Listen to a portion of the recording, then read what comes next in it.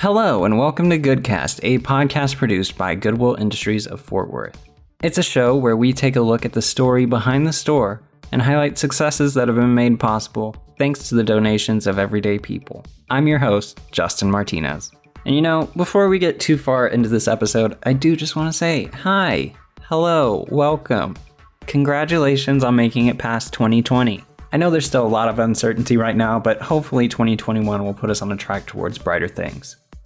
That being said, let's kick off this new season, new year, with something light and easy. Today, we're going to talk about the S.T.A.R.S program.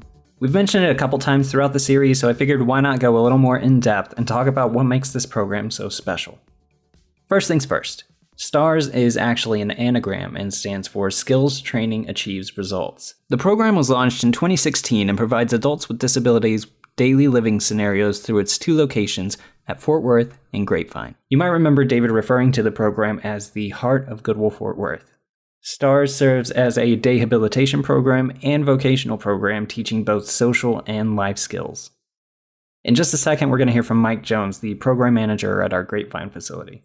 It's important to know that while functionally similar, there are some slight differences between the two locations, including certain demographics that we won't necessarily get into for privacy protection of our participants. That's a fun alliteration. Another important thing to consider for this episode is that when we talk about things like identity or ability, including experiences of individuals, is that there is no set guideline or mold that people fit into in any regard. Mike does a great job of explaining throughout our conversation that the S.T.A.R.S program is tailored to its individuals on a case-by-case basis, but I wanted to reinforce that right off the top.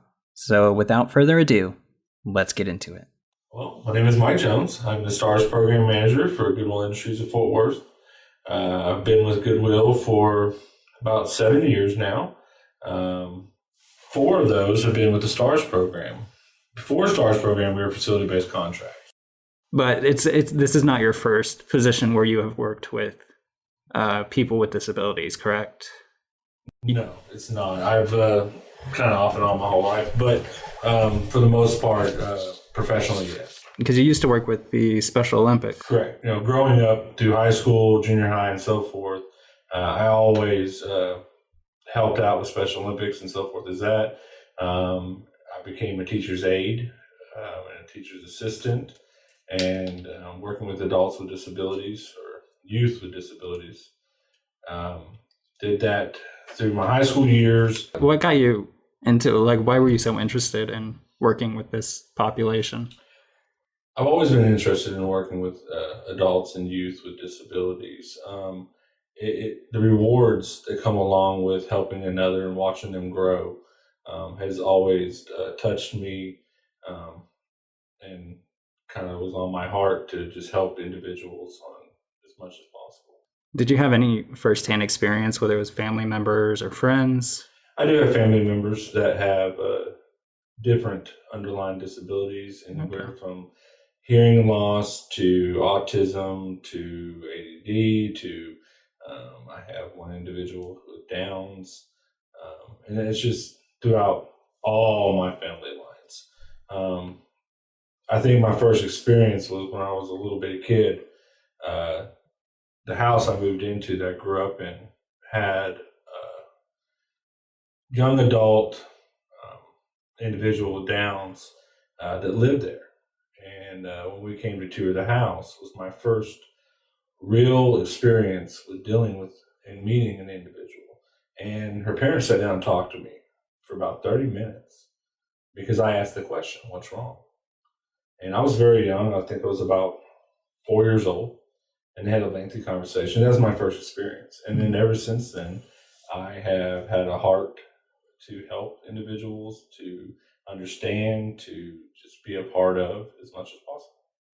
So how did you come to Goodwill specifically? Was it through the Special Olympics or was it a reference? No, I left working with adults with disabilities for a while to pursue business, career, and so forth as that. And got my experience in the business world. From there, I heard through word of mouth that a position was available, and I interviewed, and through that point, I have worked all the way up to where I'm at now.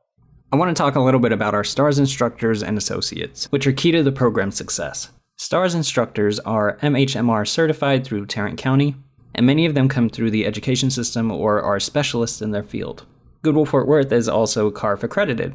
For those of you not familiar, CARF is an independent, non-profit accrediting body whose mission is to promote the quality, value, and optimal outcomes of services through a consultative accreditation process and continuous improvement services that center on enhancing the lives of the persons served. That's a lot of information, but basically this means we've gone through an extensive evaluation process to ensure the quality of our services. And this accreditation does have a renewal process, so it's something that we are constantly working towards. Basically, we service individuals from 16 and up that have mental, physical, cognitive, delay, underlying disabilities. Our purpose is to help these individuals to become as independent as possible, whether they live at home, in a group home, with their friends, or on their own. We have all of those individuals coming to the S.T.A.R.S program. We have different levels of individuals that come in, and we try to meet them where they're at. We look at what goals they have and where barriers they need to overcome, and then we get the opportunity to structure their schedule to help them overcome those barriers and goals. Where do you primarily find your participants? Are they high school seniors? Is it, state recommendations or referrals? How do people come to S.T.A.R.S?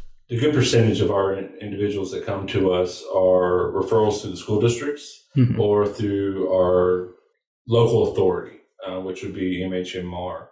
We also contract with a numerous number of different private provider services that give referral services as well. Here lately, the biggest part has been word of mouth. People are starting to hear what we're doing. They're talking to friends that have grown up together and so forth as that, and they're seeking out what we're about and what we're doing. The S.T.A.R.S and our program main goal is to have quality education, quality life skills, independent living skills, and so forth as that, to help these individuals to achieve their goals and grow in life. If an individual chooses to live on their own and that is their goal, then we're going to help identify the barriers to overcome to get them where they're at. I have individuals that literally come here half the week, work half the week, and they're living in a group home or they live in a foster care. And I've had individuals that live on their own. They come here for social skills or just to revisit the skills that they would lose if they don't continue to work on them on a daily basis. So you talked about that curriculum. What are some of the different things that participants can do here, and how was that put together? Well, the S.T.A.R.S program is made up of different classes. We kind of call it a community. We have a town hall area where we all meet and have town meetings and social aspects, break, lunch, so forth as that. The individuals will then break off on a schedule, and each day is different than the day before. Each class is different than the class before. It consists of the apartment where they're going to get their cooking, cleaning, daily living, independent living, organization, budgeting, all types of independent focused lessons will come out of that class. Our curriculum isn't structured like, let's say, a school. A school's curriculum is structured by the state. You have to teach this, you have to achieve this, the individual needs to make this much progress. Our curriculum is based on the individual's needs. So when an individual comes in, we have an individualized service plan that's created through the intake process. By doing that, we identify what their goal is. We come up with functional goals to help achieve the overall goal of why they're coming to S.T.A.R.S. That is discussed with our instructors, who then modify their classroom work to help those individuals work on where they need to be. Then they also have the option of the drama class, where they learn public speaking, cognitive retention, so forth as that. Art, we found all kinds of hidden talents and self-expressions through the artwork that's been created in our art class. We've had individuals in our music class that have learned how to play the piano just off the computerized program that we offer. We have a fitness class where individuals are able to work on just getting up and being physical, being active, not sitting isolated or idle too long. We have a community and vocational class. Community is a big part of our program. We encourage our individuals to be out in the community, to integrate as much as possible. Everything we're talking about is all pre-COVID, and without a doubt, I believe that once this pandemic is over, we will be back in doing everything that we were doing 100%. Obviously, at this time, community and vocational look different because we really have to be able to control the environment to make sure our participants are safe. Safety plays a huge factor in many of the activities that S.T.A.R.S do, on an interpersonal and larger social scale. The idea behind these trips, which can serve as both recreation and education, is to ease some of the anxiety that participants may feel in public spaces. Being present in the community also helps remove some of the misconceptions surrounding adults with disabilities. They're also just a lot of fun. Previous outings have included trips to museums, the stock show and rodeo, among others. Some participants also get to learn job skills through Goodwill Fort Worth itself. We offer pre-vocational to vocational through our vocation program. Basically, our individuals have the options to go to our stores and do hands-on training. We have individuals that work in Edgar's Bath Bombs, helping to make bath bombs. We have individuals that work in centralized processing, ebooks, as well as the Greenworks program. All these pre-vocational resources are ways for our individuals to learn how to work, what's expected to work, how they act on work, how they dress, and so forth is that. Some things that we tend to take for granted. They get the program to help them to work through those and then be successful. Has participant feedback ever sort of changed the course of the program, or is it, mostly parents and guardians, or, advice or regulation from the state? Like, how does that work? We hold quarterly town hall meetings. We encourage participation from our guardians, our caregivers, and most importantly, our participants. We literally start every town hall meeting with, this is your program. This is your opportunity to use your voice. We really want to hear what you have to say about the program. We ask a variety of questions to try and get as much information as possible. We also do a survey to get information about the program and how people feel about our program. We utilize that information to make the program better absolutely as much as possible. We identify any weaknesses or barriers or so forth within ourselves and our program, and then we address those as promptly as possible. You mentioned that a large percentage of the participants here are coming from special ed courses through high school and stuff. What are some of the challenges that face, at that point, young adults with disabilities coming out of high school? A good portion of our individuals that come to the S.T.A.R.S program are coming from the transitional period of high school. That's why we have 16 and up right now. We allow individuals to start transitioning to the S.T.A.R.S program out of high school during spring break, summer, holidays, and this way they're starting to get used to what's going on here. Our individuals are geared towards a very, very, very structured schedule, very routine, as well as a lot of choice.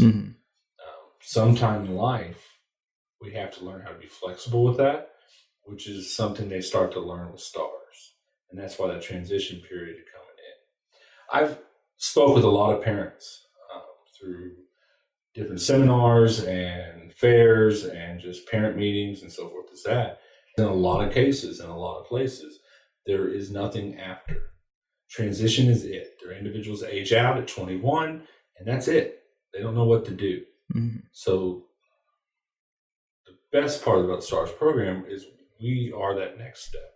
We're that next option in their life to help them to grow, to build, to continue to work on personal skills that help them to go out to possibly competitive employment and just finding independence in life. Would that transition from someone coming out of high school look different from someone who was, say, older or who hadn't been to high school in like 10 plus years or was coming from another program? Well, I have individuals that come in of all ages, shapes, and sizes.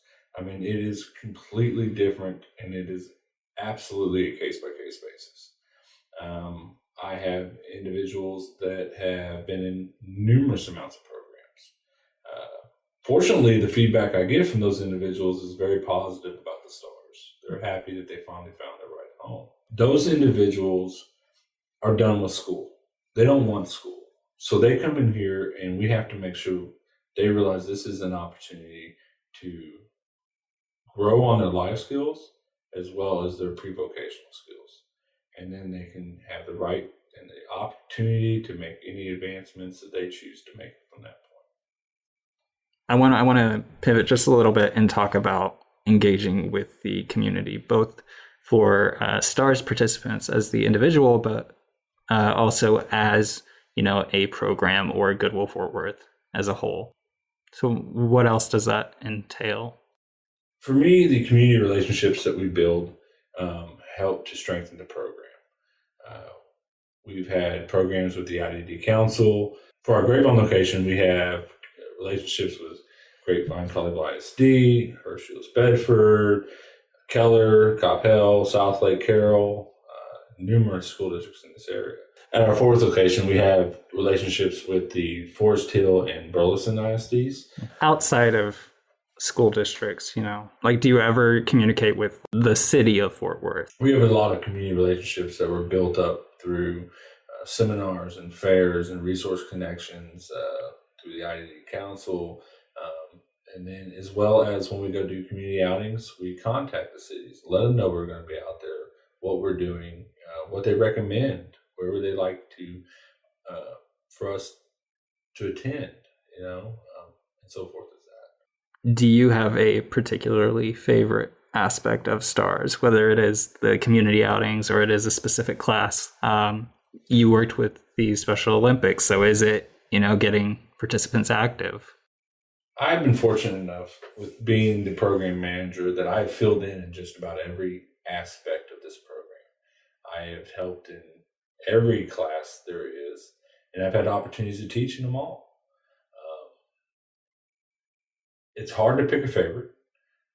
I've seen a lot of joy that comes through food.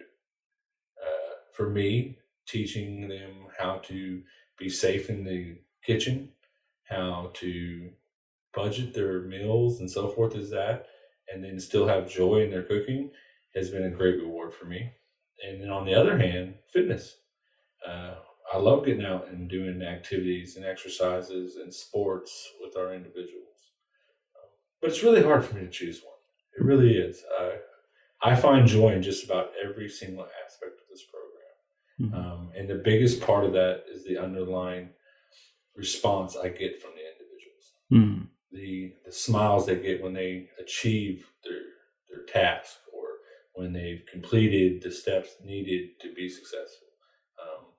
Those are what I love about the program. I've brought it up previously, but if you haven't already, I'd ask you to check out our monthly Meet the S.T.A.R.S videos or Thank You Goodwill episodes that feature S.T.A.R.S participants. It's a great way to hear firsthand accounts of the program from participants and their family members, and it's a highlight of my job.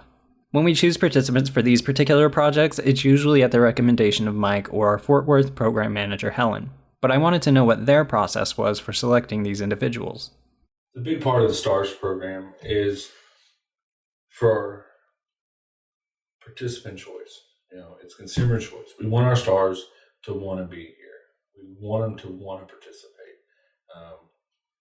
When they're giving us input on what they like and what they don't like, that's okay. I'll take all feedback from them. In order to be able to identify the individuals that we choose for Meet the S.T.A.R.S and so forth as that, we look at their accomplishments. Are they positive? Are they growing with the program? Are they utilizing the program through their mouth, their word, and overcoming the barriers? Mm-hmm. We have a lot of opportunities for individuals to grow here. Outside of our classes, we also have, at our Grapevine location, we have task boards and so forth as that. This is our community. This is our program. And when I say our, I mean all of ours, participants, staff, and so forth. And it's up to us to take care of it. It's up to us to grow it and to mold it to be successful. I think there is a problem, whether you're talking about, news stories or YouTube videos or what. When you discuss individuals with disabilities, oftentimes their accomplishments are seen. You always hear they did X in spite of disability. And I think that can be kind of negative. And I don't know if you have any thoughts on that. Well, I agree. I try to remind my staff, as well as I get to talk to a lot of people about what I do in casual conversations at dinner with another couple, to people I meet in public, to parents and so forth as that. And the number one thing I try to share is for people to look at the abilities, not the disabilities. It's not in spite of. Each and every one of our individuals have the ability to learn. They have the ability to grow, some faster than others. So it's important for us to always look at their abilities and not stipulate the disability before the person. From everything that you've said, it sounds like S.T.A.R.S gives them a place to do that at their own pace and at their own safety. Correct. While we're on the subject, if you need a suggested video to get you started, let me recommend the 2020 Thank You Goodwill video featuring Sean Shea of Grapevine, or the more recent Meet the Stars video that features our Shining Star Award recipient, Mae Smith. To tie it up loosely, obviously we have the pandemic going on right now, but hopefully we'll be back to normal operation sooner rather than later. How do you see the S.T.A.R.S program growing or expanding? What would you like to see, both as someone who works for Goodwill and someone who lives in the community? The overall hope and mission of the S.T.A.R.S program is to touch as many individuals' lives as possible. To do that, I would love to be able to grow the program into all areas that Goodwill Industries of Fort Worth reaches, to where we can help and serve as many individuals with disabilities. In some of the more outlying rural areas, there literally still is nothing, and they are going without it these times. Pre-COVID, we were looking at growing the program, and we are still looking at that. Unfortunately, during the pandemic, every bit of that is on hold. But I have no doubt in my mind that we will get back to where we were at, and we will get back to growing into areas and reaching more individuals. So there you have it, a nice little message of hope to wrap up this episode. I hope that you all are remaining as safe as possible during this ongoing pandemic, and that this has brought you a little bit of joy to get you through your day. Thank you all so much for listening, and we'll see you in the next episode. Take care! You have been listening to GoodCast, a podcast produced by Goodwill Industries of Fort Worth. If you enjoyed this episode, be sure to let us know somewhere on the internet and consider sharing the show with a friend. You can stay up to date on all things Goodwill Fort Worth by checking us out on all of your favorite social media platforms and signing up for our emailing list. And one last thing, be sure to leave a review to help us grow our show. You can find us on Apple Podcasts, Spotify, or wherever you find podcasts.